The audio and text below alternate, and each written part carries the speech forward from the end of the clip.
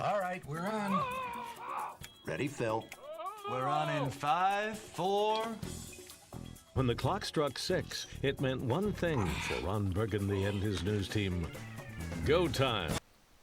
Hi everybody, and welcome to another episode of Armored Warfare. This is Tanks for the Mammeries, and today I'm doing a little bit delayed update to the recent patch that came out in Armored Warfare, which is patch 0.15. And I thought that I would talk a little bit about all of the things that took place in this patch in case you haven't seen all the news on it. And also, we'll do a little bit of gameplay because I have finally been able to get into some of the Tier 10 tanks. Tier 9 and Tier 10. And my first Tier 10 tank is the T-14 Armada. I don't have it fully upgraded yet, as you can tell there, but I do have some of the things available for it. I'm moving my way up the gun line here, and I've got the some of the other bits and pieces which I haven't paid for yet, but I do have them unlocked. So working my way up the upgrade grind there for the T-14, and I have made my way up into the T-90, the M1A2, sorry, the T-90 MS, the regular T-90, the M1A2, and the Leopard 2A5. So I'm making my way up the line here, and thought I'd talk about those a little bit today, how to get them, what the unlock is, and all that sort of thing. Also, I do have the new Merkava 2B, which is pretty neat. Very, very good looking tank. I think this is such a sexy looking tank. I will say in playing it that it seems to be extremely slow, but it is a pretty cool tank. So what I thought I'd do is get into a little bit of gameplay here with you guys after we talk about the UI and some of the other features that they've updated here on the main screen for Armored Warfare. And while we got into some of the gameplay, I'd go over some of the other things in the update. So one thing that I want you guys to notice, which I was it took me a second to find, I didn't really see it, is that over here they have missions. There are now missions in the game that you can play. They call them challenges, and they there's 3 of them so far. I don't know if they'll do more than that or if they'll rotate these or something else. But anyway, you have some new challenges missions that you can do in the game. For example, this one here, which is called the Main Battle Tank King. Win 5 matches in the main battle tank, or win 13 matches in the main battle tank. That gets you 4,000 reputation. Then you have Rolling Death. Get 3 kills while on the move, or get 9 kills while on the move, and you get a reward for that. And then for armored fighting vehicles dominating light tanks, you get 100,000 credits. So these are some of the missions that you can do. And it's just in this little tab right here now, which has been added below the vehicle stats and your boost tabs over on the right-hand side of the screen. Then there's nothing new yet for the base. Base is still the base, so keep collecting your raw material points for that thing. Eventually they'll do some new stuff with the base. Back in the garage now. Let's see, under dealers, when you get up here to tier 8, and you unlock these, you will get your token for tier 9, which you then can unlock and purchase, which will then, once you fully upgrade that, will get the token to go to tier 10. So as you can see, I'm sort of working my way down the line here. I don't have enough money to buy the Leo, but when I do, I'll get the token to unlock the Leo 2A7 140. Which is the Leo with the 140mm main gun. Working my way through the M1A2. When I get that fully unlocked, I'll get the token for the XM1A3. So, working my way down there for Shishkin. We, as I said, have managed to get all the way to the T-14 there. And once I get the Challenger done, get to the Ariete, then I'll get the token for the Challenger 2, and then from there the 2 ATDU. So, we are getting there. So let's take a look at a little bit of gameplay while I have it here. Let's see, what do we have? Oh, no. Well, we'll do a little bit on the Merkava first, since we have that one. And then after that, we will play probably the T14. So let's go ahead and get started with this one here, and we'll talk about some of the game updates. So while that's loading in, basically the beginning of the month here, they did do a huge patch for Armored Warfare, which is called patch 0.15. They've added some new features and stuff that a lot of people have been waiting for a very long time. And I'll go through sort of the basic stuff, and then I'll go into a little bit more detail. I won't go through all the detail of all the changes from the patch notes, because there's a tremendous number of changes that are some fairly minor things regarding specific vehicles. But basically what they've introduced now are the Tier 10 vehicles, obviously. There's 2 new PvE missions, one called Prometheus and one called Meltdown. They've added the Merkava 2B Premium Main Battle Tank. They've done some changes to the garage for UI updates.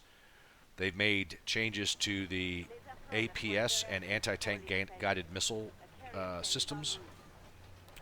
They've made a huge change to global vehicle mobility, and they've done some adjustments to light tanks. Apart from these new features, there's a very large number of game corrections, including but not limited to vehicle performance adjustments, balance, and critical issue fixes that were implemented as well. Some of the new features that we talked about are the T14 Armada Main Battle Tank, the PL-01 Light Tank, the Leopard 2A7-140 Main Battle Tank, the Sphinx Armored Fighting Vehicle, the XM-1A3 Main Battle Tank, and the Challenger 2 ATDU Main Battle Tank. All these Tier 10s will be unlockable through a token system, like what you use to unlock Tier 9 vehicles. The 2 new PvE missions, Operation Prometheus, and I'll be showing you a screenshot of Prometheus after the battle. But Operation Prometheus is when a cargo ship carrying a shipment of warheads was forced to run aground on the sandy beaches of a little island. It immediately attracted the attention of those who wanted to seize and use those weapons to their own malevolent ends. You'll take a small archipelago in Operation Prometheus to retrieve and guard these abandoned missiles and to keep your enemies from capturing the dangerous cargo or destroying it. Then for Operation Meltdown, which takes place on the nuclear reactor map, it says, a little town on the edge of a larger province has flourished despite the troubled times, due in no small part to the source of power in the area, which is supplied by a state-of-the-art nuclear reactor. Enemy forces have been attracted to the reactor, intent on destroying the facility as well as the adjacent dam and sending the nearby city into a state of chaos. In Operation Meltdown, you must defend the reactor from enemy invasion in order to save the people in the region from devastation. So that's, but that takes place on the reactor map. Now, as you can see here, I'm driving the Merkava 2B Premium Main Battle Tank. It's a brand new Tier 7 main battle tank, which will be available to players in Update 0.15. If you're interested in knowing more about the Merkava, which is an Israeli main battle tank and very revolutionary for its time and extremely good looking, you can read more about that on the Armored Warfare website under Vehicle Historical Previews. As for the garage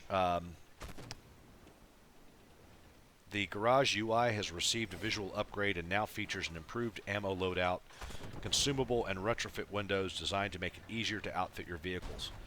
We'll look at those after this battle's over. Based on player feedback, we've also expanded our vehicle filter criteria to enable players to more efficiently filter which vehicles are shown in the vehicle carousel. Moving on to light tank adjustments. We are continuing the process of updating the underlying system controlling the depression values on our vehicles. Update 0.15 includes front, side, and rear cannon depression changes to our light tanks and a few main battle tanks. Additionally, the light active tank ability was improved as well. The APS and anti-tank guided missile changes. Update 0.15 brings new changes to the active protection systems, APS, and the anti-tank guided missiles. Cannon-launched missiles will now, on average, reload faster, while the APS system has had their cooldowns increased and their number of charges decreased. The overall goal of these changes is to reduce the current excessively high effectiveness of APS while still keeping the system useful and deterring the occasional anti-tank guided missile. Moving on to the global vehicle mobility adjustment. The combined hull and traverse mobility main battle tanks benefit from, especially at high tiers, made it incredibly difficult for even the fastest of the light vehicles, namely armored fighting vehicles and light tanks, to flank them. We've therefore decided to make the following changes to reduce the global effectiveness of stationary defense while also more effectively rewarding flanking tactics. They lowered the maximum main battle tank hull traverse speeds while remaining stationary. A few vehicles had extraordinarily high values, were hit harder than other ones which had mostly minor changes. So if while your tank was sitting still it was able to turn the hull extremely quickly, it probably got nerfed pretty hard. If it was not a massively fast hull traverse speed, it probably didn't get nerfed quite as hard. They reduced the loss of hull traverse for MBTs and TDs while in motion. They increased the hull traverse for armored fighting vehicles and light tanks while in motion. They lowered the maximum main battle tank turret traverse speeds. And as with the change to the main battle tank hull traverse, a handful of vehicles were with exceptionally high hull traverse were hit the hardest, but most saw very little change, as I was saying. This balance pass represents a first step in addressing some of the issues related to flanking opponents, and they will continue to make changes as necessary. So, moving on to the big list of changes, and I will not go through all of these because there's just a tremendous amount of stuff, and not all of it's relevant to everybody. And while we're doing that, you can see I'm just waiting for the next set of enemy vehicles to pop up here. I'm gonna meet a guy around the corner by this hangar, and probably get myself in a little bit too much trouble here. So, gameplay mechanisms. APS overhaul. For soft kill APS, they've reduced the number of charges on limited charge APS systems from 4 to 3. They've increased the cooldown on soft kill APS systems from 25 seconds to 30 seconds. On hard kill APS, they've removed the unlimited charges and reduced them to 6. They've increased the cooldown on hard kill APS systems from 45 seconds to 60. They've increased the APS reload time from plus 20 to plus 50 when damaged. Reload speed changes.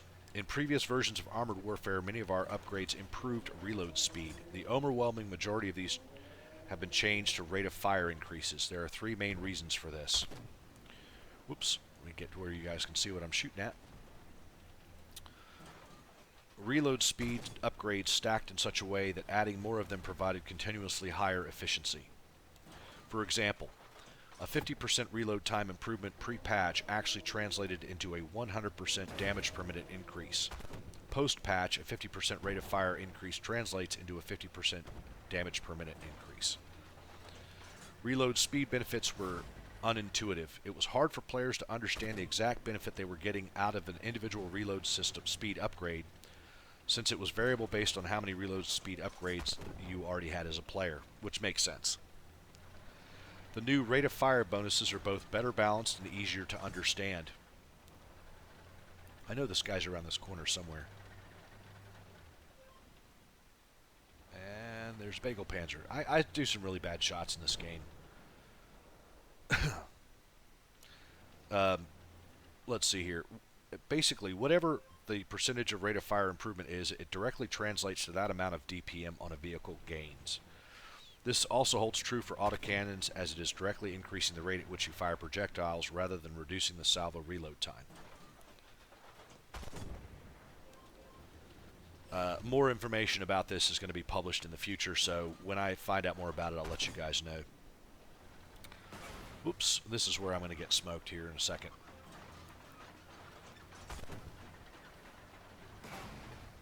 Tracked and damaged. So now I'm basically a dead man. There's just nothing I can do about this now. I'm going to get smoked here. Yep, there it goes. Anyway, so we're going to win this just because the time's going to run out.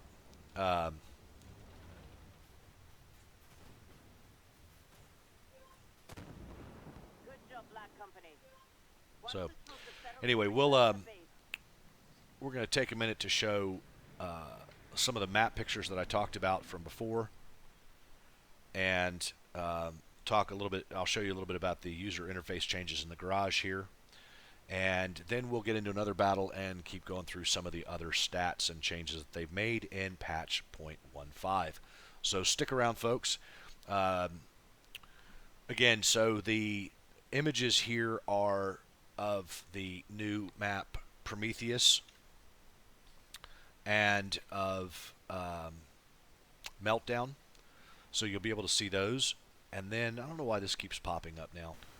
Alright, so here's a Prometheus map with an AN-26 crash to the lagoon, a bunker, a lighthouse, and a very tropical island setting. Then we move to Meltdown, which is the reactor map from PvP. But you can see that the road across the dam is blocked. So there you go.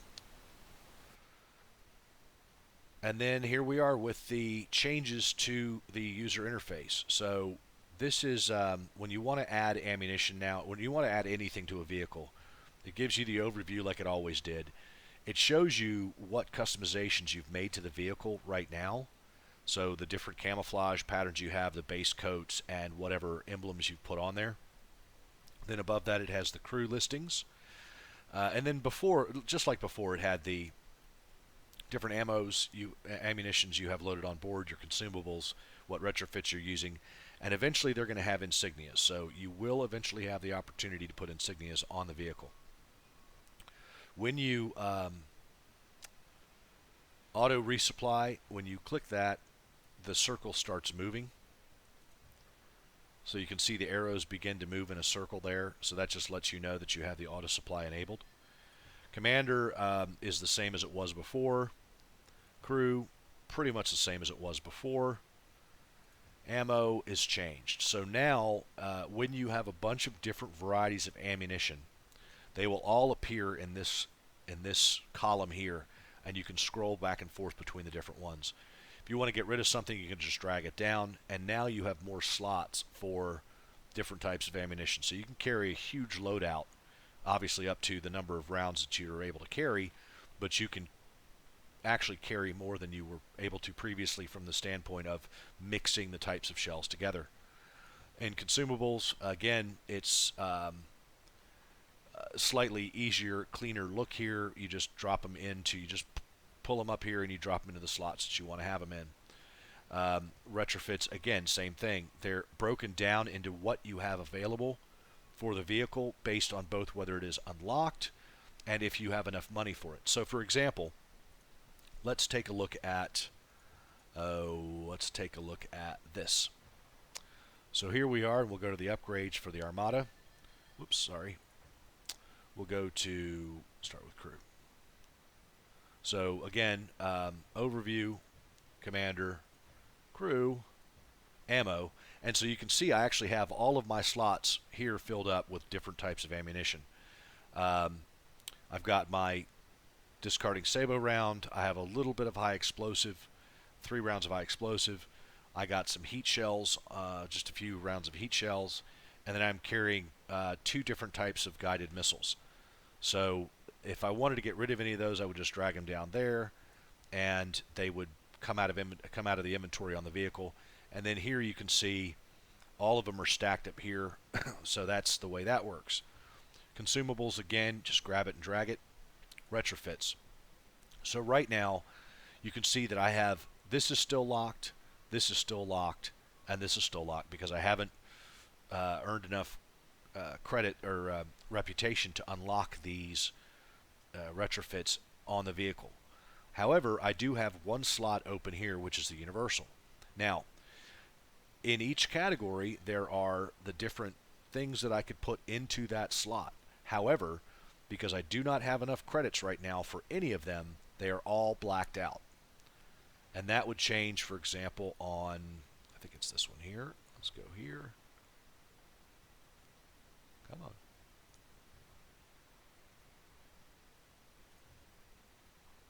Well, all of these are now unlocked, but again, not enough credits for them. Which one was it? Nope. Well, doesn't really matter. Maybe it is this one. Let's take a look. These are good looking tanks. Okay, so here you go. So I have these slots empty, and I actually have enough credits available to purchase the ones that are lit.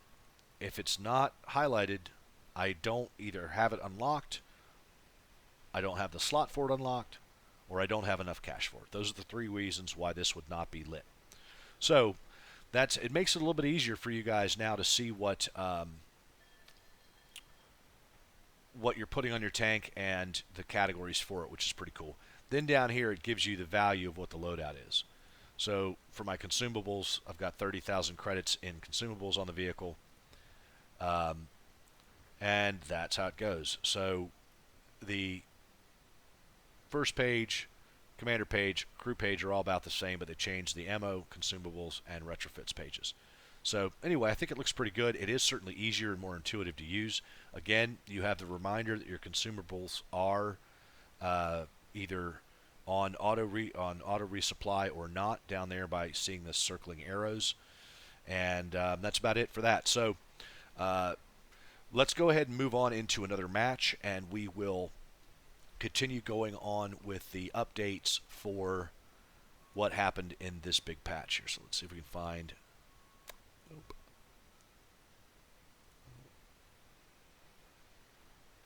Yeah, we'll take that one. That one's fine. So this is me in one of the first battles I had, not the first, but one of the first battles I had in the T-14 Armada. And it's the one with the chemical weapons in the bunker that you've got to get, got to save them. That's Hydra, Operation Hydra. So here we are. And I do not have the huge 152 gun available on this yet. I'm still using the stock cannon. But all in all, it's a pretty decent tank. And I am actually looking forward to getting more of the different Tier 10 vehicles. I want the Leopard especially, and the M1A3. I'm really looking forward to getting those. And eventually I'll make my way into the little wheeled vehicle as well. British one will probably be last for me. So let's get back to this. So some of the other changes. The cannon-fired anti-tank guided missiles will now reload faster, while the APS systems have their cooldown periods increased and the number of charges decreased. The overall goal of these changes is to reduce the high effectiveness of APS, as we talked about before. In the future, they'll be making additional changes to the APS system in order to better differentiate them. The skill-based portion of the matchmaker has been disabled. The matchmaker will still enforce equal distribution by tier and class, but teams will no longer be further balanced by individual player win rates. That's a big deal. They kind of slipped that just in there. As I mentioned, they updated the garage UI, which we just talked about, new features, improved ammo loadout, consumable, and retrofit windows.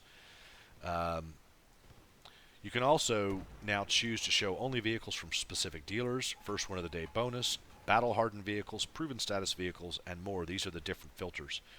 With an ever-expanding roster of vehicles for players to acquire, we've also added a new reserve status, which lets players clear unused vehicles from the garage carousel without having to sell them. Players can now show or hide these reserve vehicles at any time using the filter system. They've added a tactile button to the map selection list in custom matches to indicate that it can be scrolled through. Observers in custom matches now have an all-seeing eye icon that appears on the mini-map to indicate where the observer is. They added a new button to allow custom teams to quickly swap sides. They've added new slots in custom matches for team spectators who can observe the match but only can see what the respective team sees. They've added a visual effect to indicate one-time use consumables that are active in a match. Tooltips for camouflage now say rental instead of not owned if the camouflage has been temporarily purchased for 7 days. The rebuild kit countdown timer is now displayed in blue. Ammo is no longer purchased during vehicle setup. Instead, players will now be charged for ammo they used after a match has been completed, which is very cool. You're basically just buying what you've already used.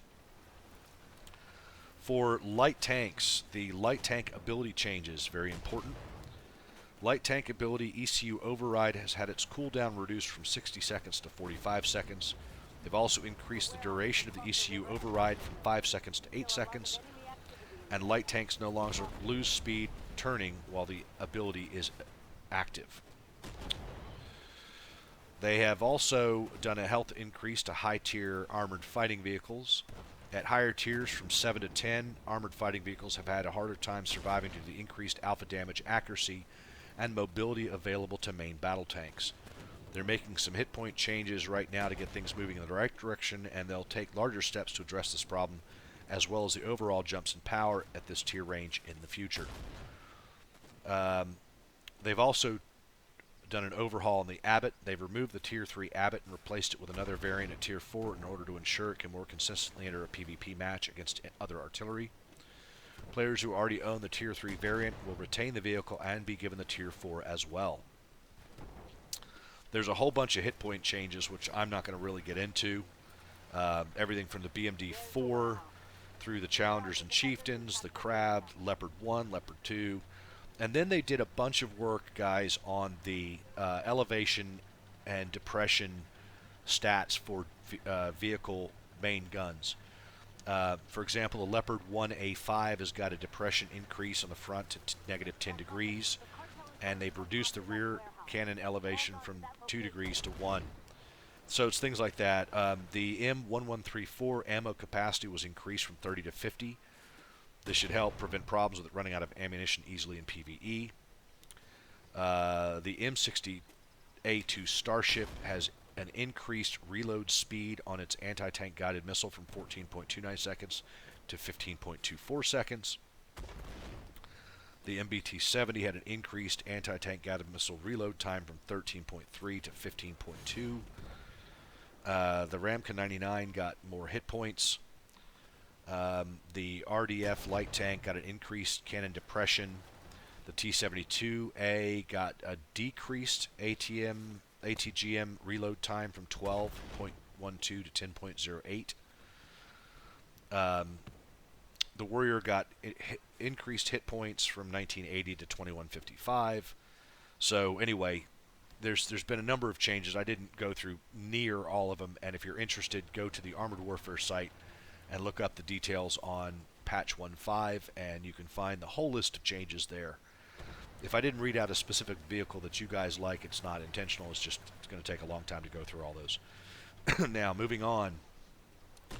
In Player versus Player, the designers did a pass on the following PvP maps to fix minor terrain, camera, and map asset issues. So, for Player versus Player, they went and fixed problems on Coastal Threat, Narrows, Reactor, Roughneck, River Point, Ghostfield, Pipelines, Port Storm. For Coastal Threat, they fixed the bridge railings found in the southern part of the map, they're now destructible. For High Wall, they fixed an issue where the white truck at A5 caused players to get stuck. It was the black hole of High Wall. On Lost Island, they fixed an issue where players were able to shoot through the ship at D9. At River Point, they fixed an issue where artillery vehicles could not shoot at targets situated near the map border along the A-line. They fixed an issue where hills in the distance at B2 would disappear when viewed at a distance. On Ghostfield, they fixed an issue where vehicles were unable to access part of the area near C3 due to an invisible wall. On Pipelines, they fixed an issue where pipe textures throughout the map were not rendering properly. And then moving on to PvE, designers have done a pass on the following PvE maps to fix minor terrain, camera, and map asset issues. They did work on Rolling Thunder, Phalanx, Scorpio, Life Jacket, and Cerberus. They also fixed an issue where the capture-based timer was not functioning properly if an AI vehicle spawned on the capture point before appearing on the map. And then they fixed some issues, individual issues on a bunch of PvE maps. And I'm going to go through those because I play PvE, and I know a lot of other people do as well. And so I think that's interesting that you guys are aware of some of the fixes that they made on the following maps. And I'll go through those just sort of very quickly here while we put on another fight. So let's get another battle loaded up, and then we'll continue on with the fixes in the patch for the specific PvE maps. So there we go. Let's get through that. Let's just pick, let's see here. What is that? Merkava. Oh, we'll do this one on Armada as well. How about that? Right. So while this loads in, this is Operation Direwolf, and I am in the Tier 10 T14 Armada. And this is the one where you got to go through various parts of town, make your way around the castle, and get to the end where there's a giant final rush of vehicles to capture the town, and it's going to be up there in like B45 area. So we'll go ahead and get started with this. Basically, some of the fixes they've made for Albatross, there was an issue where the artillery was able to one-shot the command center. On Banshee, they fixed an issue where the music cut out during the victory and defeat cutscenes. Fixed an issue where the secondary objective would sometimes spawn missing collision models. Fixed an issue where several water tank models were missing collision around the map.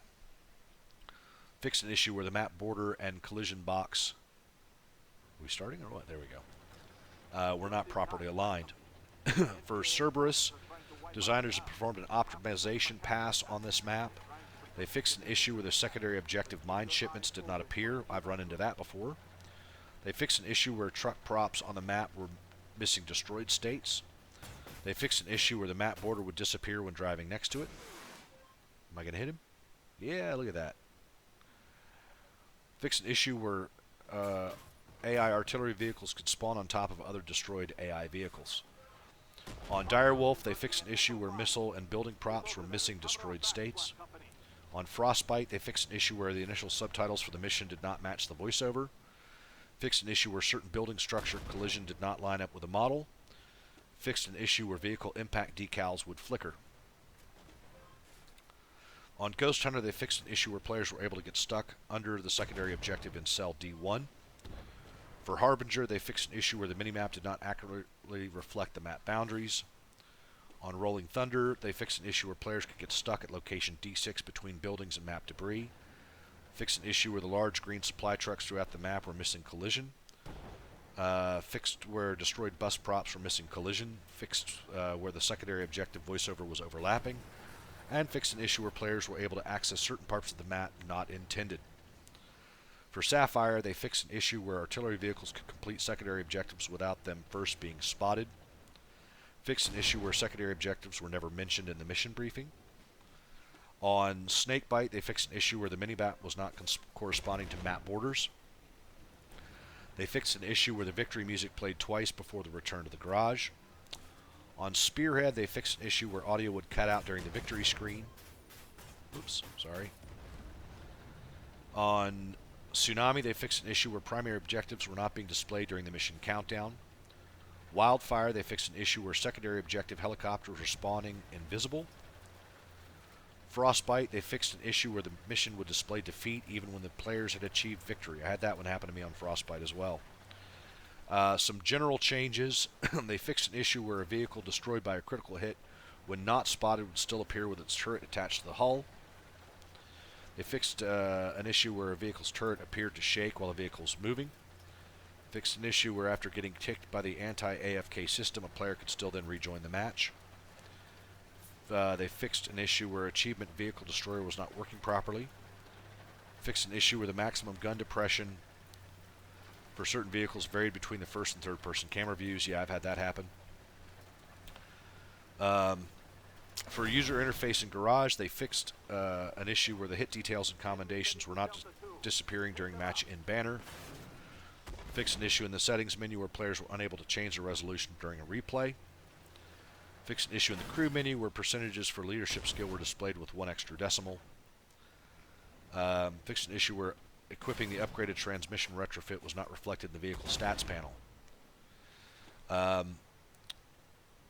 Then there's a bunch more the tool tips, excess characters in your name, commander and crew training recross were missing. Fixed an issue where Russian localization for ammo titles was missing. Ammo tab not functioning correctly. Consumable items would stick to the cursor after double clicking on them. Custom matches chat window. So there's a bunch of other ones that they did that, you know, probably things that most of you have never noticed, or if you did notice, you know, really didn't make all that big a deal. So let's see what else. Yeah, for example, they fixed an issue where PvE reward strings would not fit within the screen when set to 1280 by 768. So, I mean, that's a resolution issue. There were a bunch of minor visual issues for vehicles. Things like, for example, from the AMX-10P, they fixed an issue where camo was being applied to the vehicle's engine vents. So, you know, it's minor things like that that nitpicky, but I'm glad they're doing it. It shows attention to detail. Things also like collision model issues. They fixed an issue on the BMPT prototype where the vehicle's collision model was larger than the visible texture for the vehicle. For the Crab, they fixed an issue where camouflage is being applied to the vehicle's suspension. You know, so again, it's just there's a whole bunch of changes, minor changes like that. But moving on, let's see here. Under miscellaneous, and that's pretty much going to be it, they fixed an issue where a buzzing noise could be heard occasionally when two vehicles drove next to each other. And they fixed an issue where the audio for Won and Lost in PvE matches was not playing. An issue where terrain textures in the player's base would flicker around the academy. An issue where the UI was being sped up while watching a match replay. So those are really the big issues. Again, there's probably close to 100 minor vehicle fixes for mostly visual things. The Type 90-2, an issue causing a wheel to appear floating after the vehicle's been destroyed. You know, mostly stuff like that. So if you are interested in these, I will have a link to the entire patch notes in the video description here, and you guys feel free to check that out. Again, I hope you've enjoyed watching this Armada and Merkava replay or replays while I was talking about the patch notes. Try not to make this too boring for you guys, and you will see me on the battlefield some more. I'm going to start doing some team play with Willful Tangent Gaming. That's coming up here pretty soon. Over the next couple of days, I'll start doing some of that. That'll probably be on the Twitch stream, and then I will pull from the Twitch stream to do YouTube video recordings. So look for me on Twitch. Also, don't forget to like and subscribe to my Facebook page. That is up and running. It is Tanks FTM on Facebook. Also, as I said, I'm on Twitch and Twitter. Tanks FTM on Twitter. And don't forget to like and subscribe to the YouTube page here. So that's pretty much it for this episode of Newsflash. This is Tanks for the Mammeries. We are playing Armored Warfare. And I hope you enjoyed this episode. We will just go ahead and finish out this match. This Draco right here, this guy in the Draco, just obviously smoked it. He just, you know. I don't think I saved the post-game stats on this, but as usual, once the Draco reloads, that thing just hammers out shots.